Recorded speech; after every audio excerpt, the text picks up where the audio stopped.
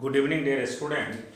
देखिए आज magnetism and matter का हम लेक्चर 2 पढ़ाने जा रहे हैं, जिसमें सबसे पहले मैग्नेट क्या है इसको जानिए। एक लाइन का कॉन्सेप्ट है ये magnet.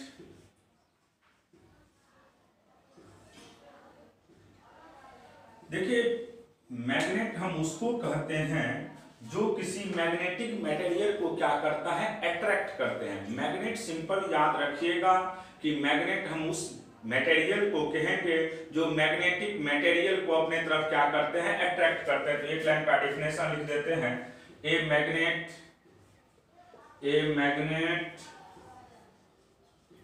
Is a material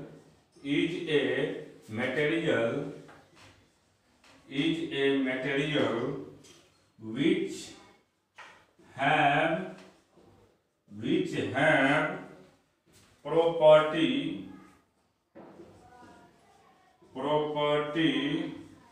of attracting magnetic material।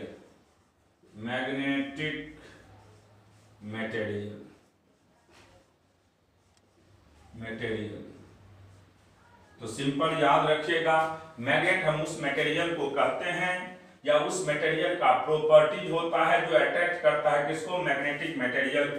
अब देखिए bar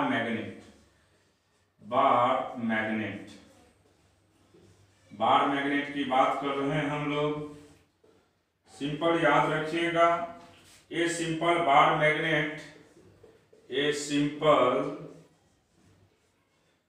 magnet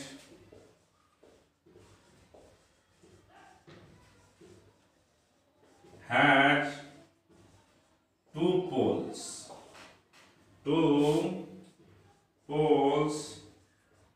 one is north pole and other is south pole। एक का नाम नॉर्थ पोल है और दूसरे का नाम क्या है बाबू, साउथ पोल। तो जो नॉर्थ और साउथ पोल होते हैं उसी को हम किसके नाम से जानते हैं, बार मैग्नेट के नाम से। यहाँ पे नॉर्थ पोल हो गया और यहाँ पे साउथ पोल हो गया। ये प्लस एम हो गया और ये माइनस एम हो गया। Where M is pole strength, तो सिंपल याद रखिएगा कि बार मैग्नेट हम ए सिंपल बार मैग्नेट है टू पोल। कोई भी बार मैग्नेट होते हैं उसके दो पोल होते हैं, एक नॉर्थ पोल होता है और दूसरा साउथ पोल होता है। नॉर्थ पोल को हम प्लस एम के नाम से जानते हैं और साउथ पोल को माइनस एम के नाम से, और एम को ही हम लोग क्या कहते हैं, पोल स्ट्रेंथ कहते हैं। एम को क्या कहते हैं, पोल स्ट्रेंथ। अब देखिए प्रॉपर्टीज क्या है बार मैग्नेट का, उसकी चर्चा करेंगे अभी हम लोग। तो हेडिंग दीजिएगा सभी लोग, properties of bar magnet.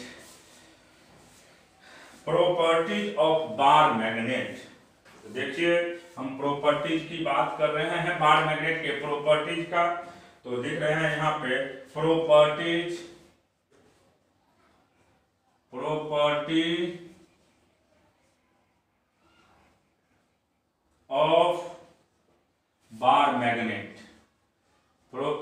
Of bar magnet. पहला, when a bar magnet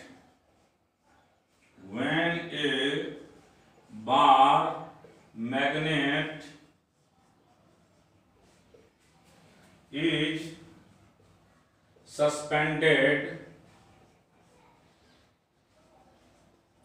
freely,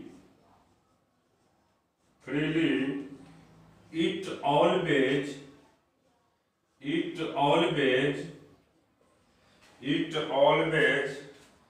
lies along geographic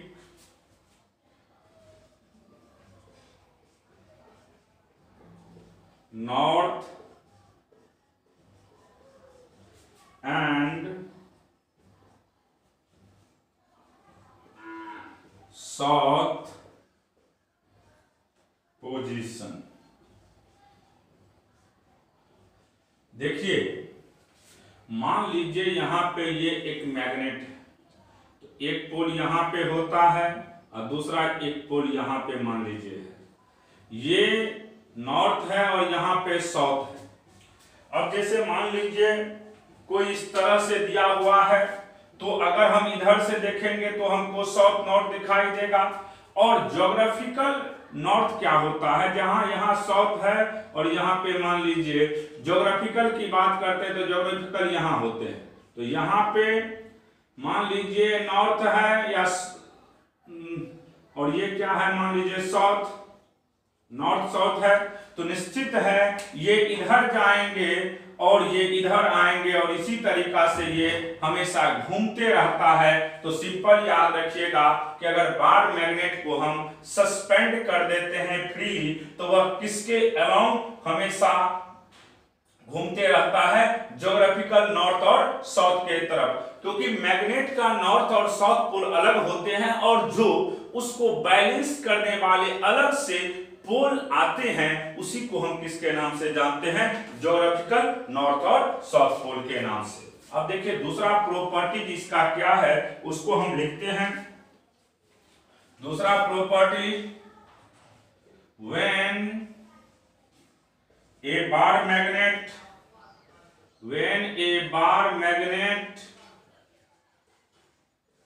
is cut when a bar magnet is cut along a transverse axis, there is no effect on pole strength,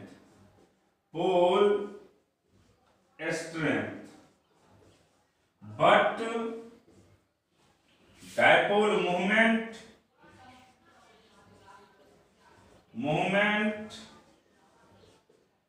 reduce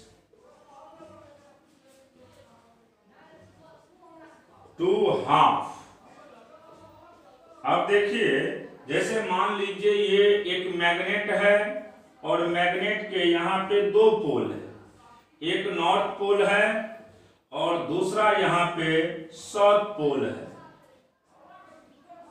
अब यहाँ पे अगर ये काटते हैं, इसको perpendicular जब काटा जाता है तो इसको ट्रांसवर्स एक्सिस कहते हैं। क्या कहते हैं? ट्रांसवर्स एक्सिस कहते हैं। तो आप याद रखिएगा कि अगर हम लोग कोई भी मैग्नेट होते हैं, अगर इसको काट देते हैं, ये कट लाइन है मान लीजिए, तो यहाँ पे एक कंप्लीट मैग्नेट डेवलप करेंगे और यहाँ पे एक नॉर्थ है तो ऑब्वियस बात है यहाँ पे अपने आप साउथ डेवलप होगा। और फिर देखिए अगर हम इसकी बात करते हैं तो यहाँ पे साउथ है तो यहाँ पे निश्चित क्या डेवलप करेगा, नॉर्थ। तो इसका मतलब है इसके पोल स्ट्रेंथ पे तो कोई फर्क नहीं पड़ रहा है, लेकिन निश्चित है इसका मैग्नेटिक डायपोल मूवमेंट जो है वह आधा हो जाते हैं। तो सिंपल याद रखिएगा कि अगर किसी भी मैग्नेट को हम कट करते हैं तो निश्चित है उसका क्या डिक्रीज करते हैं बाबू, डायपोल मूवमेंट निश्चित रिड्यूस आधा करेगा, लेकिन उसके पोल स्ट्रेंथ पे कोई फर्क नहीं पड़ेगा। अब तीसरा प्रॉपर्टी देखिए, ये दो प्रॉपर्टीज हो गया। अब तीसरा प्रॉपर्टी जिसका क्या है हम उसी की बात करेंगे अभी। देखिए तीसरा प्रॉपर्टीज में क्या कहा जा रहा है, तो तीसरा प्रॉपर्टीज है आपका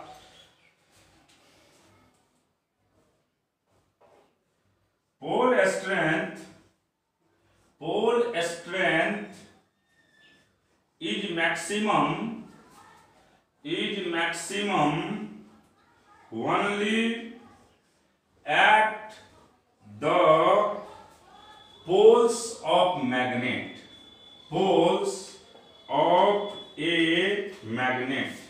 पोल स्ट्रेंथ का सबसे ज्यादा वैल्यू कहां होता है बाबू, पोल स्ट्रेंथ पे। और चौथा प्रॉपर्टी है इसका मोनोपोलर, यानी एक पोल, या तो साउथ की बात करें या तो नॉर्थ की बात करें, monopole of a magnet never exist.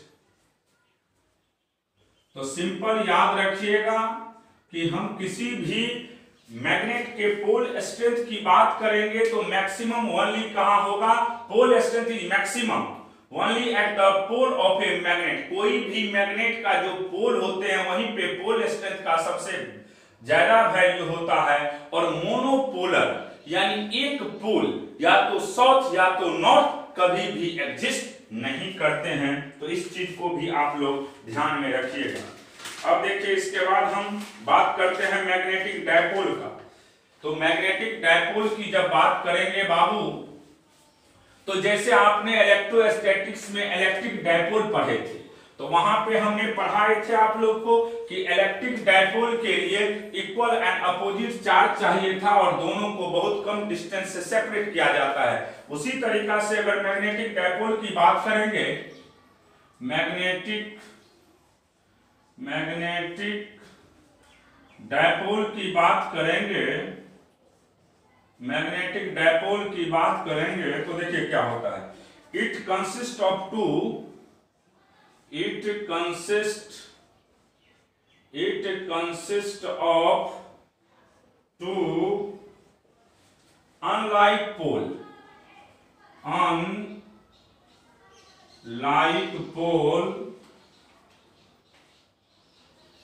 of equal strength and separated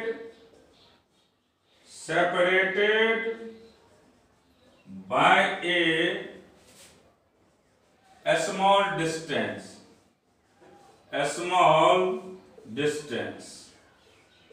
unlike pole का मतलब हो गया एक नॉर्थ पोल होगा तो दूसरा क्या होगा बाबू, साउथ पोल होंगे।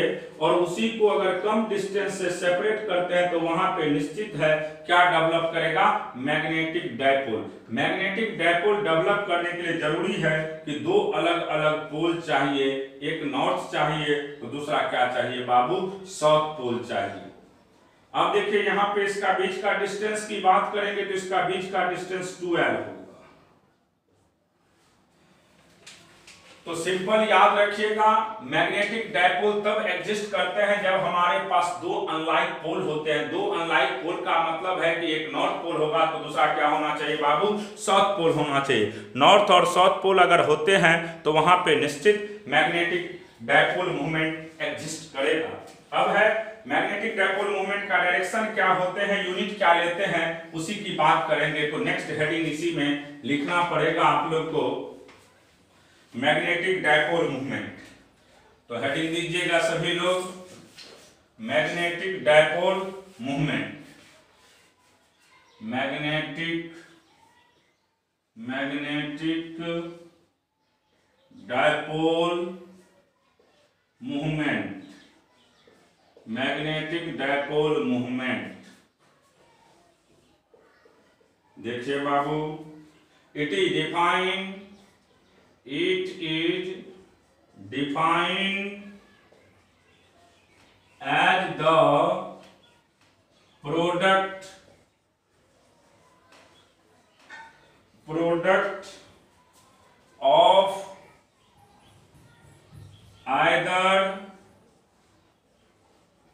product of either pole strength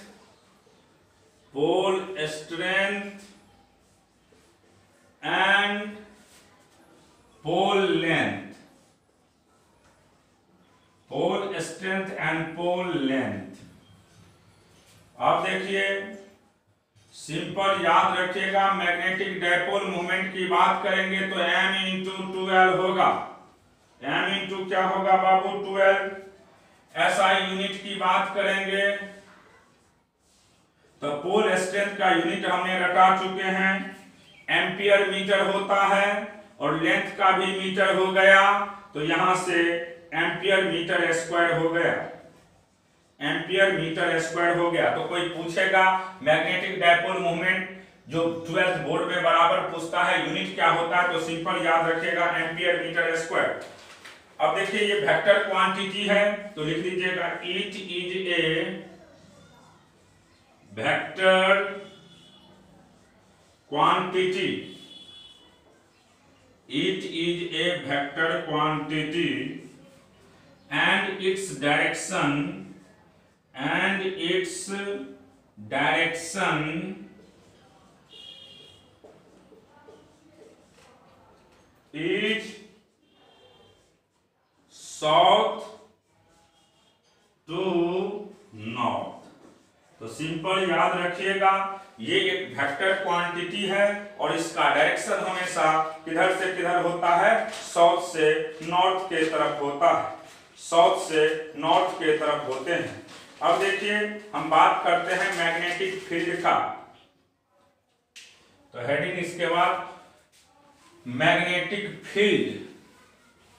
तो देखिए मैग्नेटिक फील्ड कहते किसको है, जैसे कोई मैग्नेट को कहीं पे रख देते हैं तो उसके राउंड में जो फील्ड डेवलप होंगे उसी को किसके नाम से जानते हैं हम लोग, मैग्नेटिक फील्ड के नाम से। सिंपल याद रखिएगा, जैसे मान लीजिए ये एक मैग्नेट है, अब इसके राउंड में एक फील्ड डेवलप होंगे, उसी को किसके नाम से हम लोग जानते हैं, मैग्नेटिक फील्ड के नाम से। इसका इफेक्ट इसके सराउंडिंग पे जो पड़ते हैं उसी फील्ड को क्या कहते हैं हम लोग, मैग्नेटिक फील्ड। तो लिख दीजिएगा एक लाइन में मैग्नेटिक फील्ड, मैग्नेटिक फील्ड। तो सिंपल याद रखेंगे definition, the space around the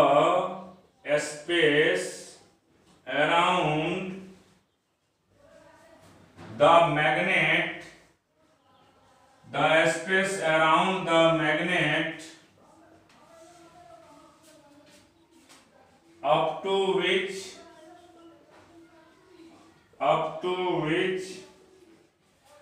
it can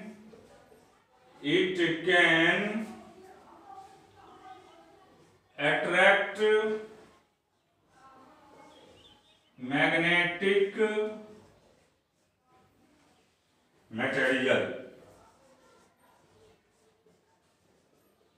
अब देखिए यहां पे ये कोई मैग्नेट है, इसके राउंड में निश्चित है कि मैग्नेटिक मटेरियल जो भी होंगे उसको अट्रैक्ट करेगा और उसी को किसके नाम से हम लोग जानते हैं, मैग्नेटिक फील्ड के नाम से। तो सिंपल याद रखिएगा कि यहाँ पे मैग्नेटिक फील्ड की बात करेंगे तो the space around the magnet up to which it can attract magnetic material, वह स्पेस जहां पे किसी भी मैग्नेटिक मटेरियल को रखा जाए और मैग्नेटिक मटेरियल को ये अगर अट्रैक्ट करेंगे तो उसी को किसके नाम से हम लोग जानते हैं, मैग्नेटिक फील्ड के नाम से। तो सिंपल आप रट जाइएगा कि ये स्पेस होते हैं उसके चारों तरफ जहां पे किसी भी मैग्नेटिक मटेरियल को अगर रखा जाता है और वह उसको क्या करते हैं, अट्रैक्ट कर लेते हैं। इसके बाद देखिए मैग्नेटिक लाइंस ऑफ फोर्स की बात करते हैं हम लोग। तो देखिए ध्यान से एक एक पॉइंट को समझते हुए आगे बढ़ना है। तो यहाँ पे फिर नेक्स्ट कॉन्सेप्ट है आपका magnetic lines of force. Magnetic lines of force, magnetic lines of force, magnetic lines of force. These are imaginary line. These are imaginary lines which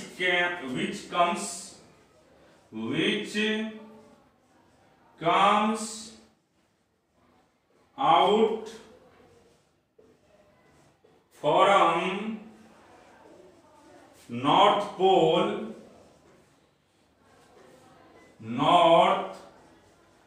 Pole and enters into south pole, south pole. तो देखिए बाबू, अगर ये एक magnet है, यहां पे north है, मान लीजिए यहां पे साउथ पोल है, नॉर्थ को प्लस एम के नाम से, साउथ को माइनस एम के नाम से, तो बाहर में ये आउटसाइड हमेशा नॉर्थ से साउथ की तरफ चलेगा और अंदर में साउथ से नॉर्थ के तरफ। फिर इसी तरीका से इसमें भी ऐसे ही होते हैं, हमेशा याद रखिएगा आप लोग। तो सिंपल मैग्नेटिक लाइंस जो होते हैं, जैसे इलेक्ट्रिक लाइंस की चर्चा किए थे, उसी तरीका से मैग्नेटिक लाइंस भी है।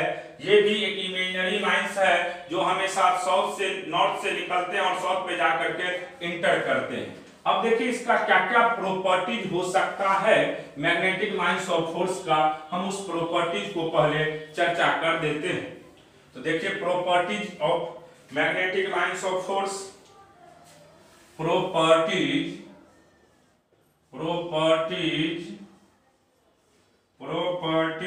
Of magnetic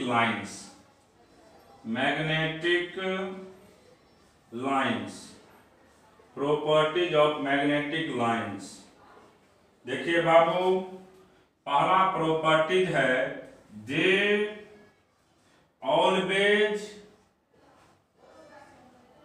travel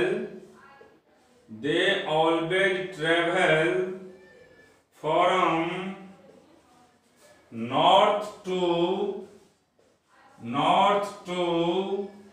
south outside the magnet and south to north inside the magnet. जो अभी लिखे हैं, समझाए हैं, ये क्लोज लूप फॉर्म करते हैं, आउटसाइड इनसाइड अभी तुरंत फिगर में भी दिखाए थे। The tangent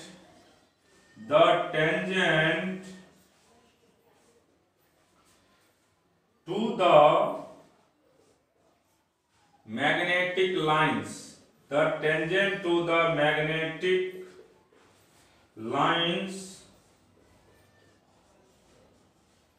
of force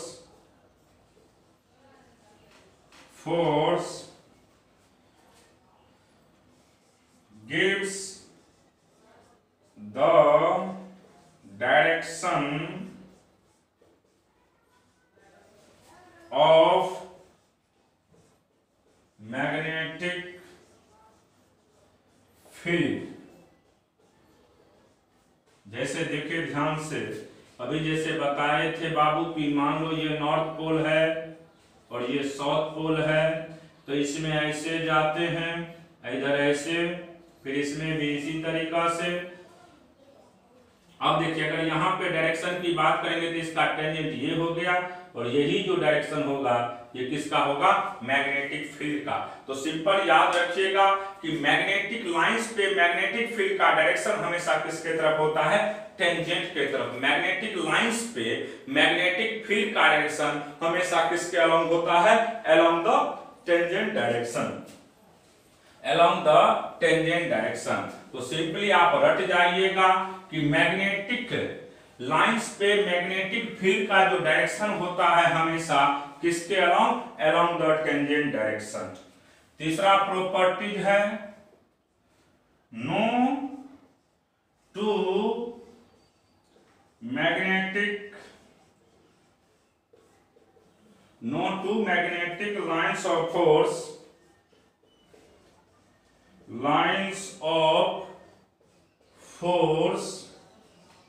can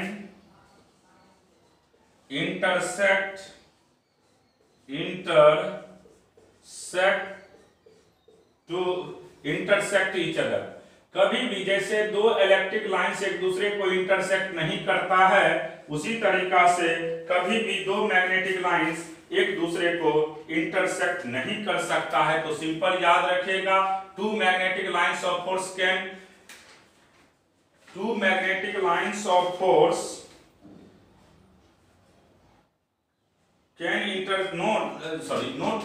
lines of force, कभी भी दो मैग्नेटिक लाइंस ऑफ फोर्स एक दूसरे को इंटरसेक्ट नहीं कर सकता है। इस चीज को आप सिंपल याद रखेंगे।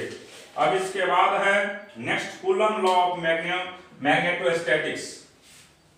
जैसे आपने पढ़ा है इलेक्ट्रोस्टैटिक्स में, उसी तरीका से यहां पे भी फिर पढ़ना है आप लोग को। हेडिंग दीजिएगा Coulomb's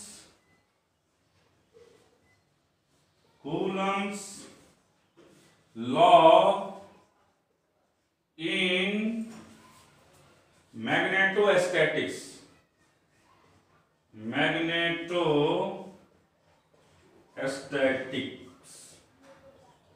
Coulomb's law in magnetostatics. देखिए ये एक मैग्नेट है, इसमें दो पोल है आपका। ये एक मैग्नेट है, इसमें दो पोल है। यहां पे मान लीजिए नॉर्थ पोल है और यहां पे इसका दूसरा ये मैग्नेट हो गया और यहां पे ये साउथ पोल है। ये पोल स्ट्रेंथ m नट है, इसका पोल स्ट्रेंथ m है। बीच का डिस्टेंस मान लीजिए r नट है। बीच का डिस्टेंस कितना है बाबू? r नट। तो जैसे वहां पढ़े थे आपने, फोर्स डायरेक्टली प्रोपोर्शनल दोनों चार्ज का होता है। जब इलेक्ट्रोस्टैट पढ़ा रहे थे तो वहां पे हमने सिंपली पढ़ाए थे कि फोर्स जो है वह दो चार्ज के प्रोडक्ट के डायरेक्टली प्रोपोर्शनल होते हैं। उसी तरीका से इसमें भी फोर्स डायरेक्टली प्रोपोर्शनल होगा किसका? पोल स्ट्रेंथ का, m नट का। ये पहला हो गया। और इसमें भी फोर्स इनवर्सली प्रोपोर्शनल होंगे बीच के सेपरेशन के स्क्वायर का, दूसरा हो गया। जब दोनों को कंबाइन करते हैं, combine in equation first and second, तो यहां से force directly proportional m naught by r square. Force directly proportional हो गया m naught by r square. अब देखिए, जैसे ही प्रोपोर्शनलिटी कांस्टेंट को हटाते हैं तो म्यू नट बाय 4 पाई आएगा। m naught by r square, ये हो गया किसका वैल्यू बाबू? फोर्स का। तो सिंपल याद रखिएगा, अगर फोर्स की बात करते हैं तो फोर्स का सिंपल वैल्यू हो गया mu naught by 4 pi m naught by r square. आप जानते हैं म्यू नट बाय 4 पाई का वैल्यू हमने रटा चुके हैं। म्यू नट बाय 4 पाई का सिंपल वैल्यू होता है 10 टू द पावर -7। तो इस चीज को आप याद रखिएगा, जैसे वहां पे पढ़े थे उसी तरीका से यहां पे भी आपको समझना होगा। अब नेक्स्ट कॉन्सेप्ट देखिए, इसमें मैग्नेटिक फील्ड इंटेंसिटी हम बात करेंगे। इसके बाद मैग्नेटिक फील्ड इंटेंसिटी का देखिए बाबू क्या होता है। Magnetic field intensity, magnetic field intensity, magnetic field intensity. तो सिंपल याद रखिएगा, मैग्नेटिक फील्ड इंटेंसिटी को हम V के नाम से जानते हैं और इसका सिंपल वैल्यू होता है force by pole strength. Force by pole strength के रेशियो को किसके नाम से जानते हैं? Magnetic field intensity. Force by pole strength के रेशियो को मैग्नेटिक फील्ड इंटेंसिटी। अब फोर्स का वैल्यू आप जानते हैं, mu naught by 4 pi m naught by r square into m naught से m नट कट गया। तो यहां से मैग्नेटिक फील्ड इंटेंसिटी की बात करेंगे तो mu naught by 4 pi m bye r square. तो याद रखिएगा ये किसका वैल्यू हो गया बाबू, मैग्नेटिक फील्ड इंटेंसिटी का। तो मैग्नेटिक फील्ड इंटेंसिटी का कोई वैल्यू पूछेगा तो सिंपल याद रखिएगा force by pole strength. Force by pole strength के रेशियो को हम किसके नाम से जानते हैं, मैग्नेटिक फील्ड इंटेंसिटी के नाम से। मैग्नेटिक फील्ड इंटेंसिटी का वैल्यू इसी तरीका से हम लोग निकालते हैं। अब देखिए इसके बाद आप लोग को नेक्स्ट समझना होगा, हेडिंग है क्लासिफिकेशन ऑफ मैग्नेटिक मटेरियल।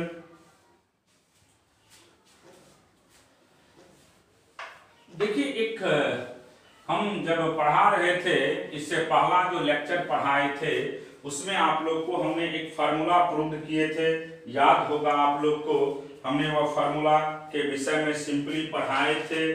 जैसे एक फार्मूला क्या था, हमें लगता है प्रूव किए हुए फार्मूला है। हमने फार्मूला आया था आप लोग के पास, मैग्नेटिक मूवमेंट का वैल्यू, मैग्नेटिक मूवमेंट का value, magnetic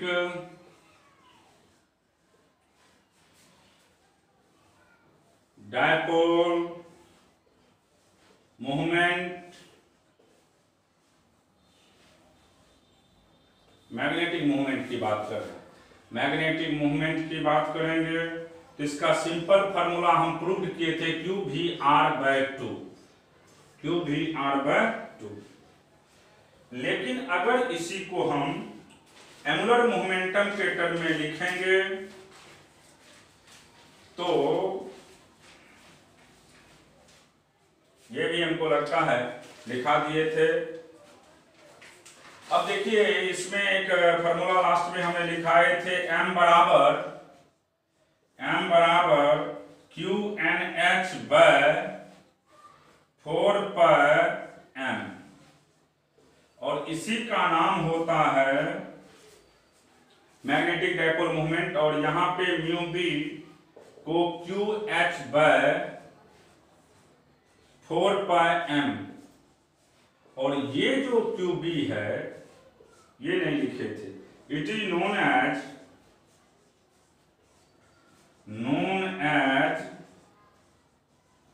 bore magneton, Bohr magneton. और बोर मैग्नेटोन की बात करेंगे, इसका वैल्यू जब पुट करिएगा तो इसका वैल्यू आएगा 9.27 गुने 10⁻⁻24 एम्पियर मीटर स्क्वायर। मैग्नेटोमीटर का कोई बात करेगा, मैग्नेटोन का, बोर्स मैग्नेटोन की बात करेंगे तो बोर्स मैग्नेटोन का सिंपल वैल्यू होता है, याद रखिएगा QH/4πm, QH/4πm, QH/4πm, QH/4πm, QH/4πm को हम किसके नाम से जानते हैं यहाँ पे, तो याद रखिएगा magneton, bourse magneton, bourse magneton, bourse magneton. यहाँ पे n इंटीजर है, n का वैल्यू 1 2 3 4 5 ले सकते हैं। तो सिंपल याद रखिएगा कि बोर मैग्नेटोन की बात करते हैं तो बोर मैग्नेटोन का सिंपल वैल्यू होता है QH/4πm, जहां पे Q चार्ज ऑफ इलेक्ट्रॉन है। Q क्या है बाबू, चार्ज ऑफ इलेक्ट्रॉन, ये पढ़ा चुके हैं इसलिए हमने शॉर्टकट में लिखे हैं। Q यहाँ पे चार्ज ऑफ इलेक्ट्रॉन है जिसका वैल्यू आप जानते हैं 1.6 गुने 10⁻⁻19 कूलम। H का वैल्यू प्लैंक कांस्टेंट 6.63 गुने 10⁻⁻34, और m हो गया मास ऑफ इलेक्ट्रॉन 9 गुने 10⁻31। और इस सब को जब पुट करते हैं तो QB यानी बोर्स मैग्नेटोन का सिंपल वैल्यू 9.27 गुने 10⁻⁻27 होता है। तो ये चीज आप याद रखेंगे। अब इसके आगे का कॉन्सेप्ट कल मॉर्निंग में पढ़ाएंगे, फिर दोपहर में भी लिखा देंगे, देखते हैं जितना हो सकता है कोशिश किया जाएगा। आज तक यहीं तक हम पढ़ा करके क्लास को ड्रॉप कर रहे हैं, अगले क्लास में इसके आगे आप लोग को बताया जाएगा।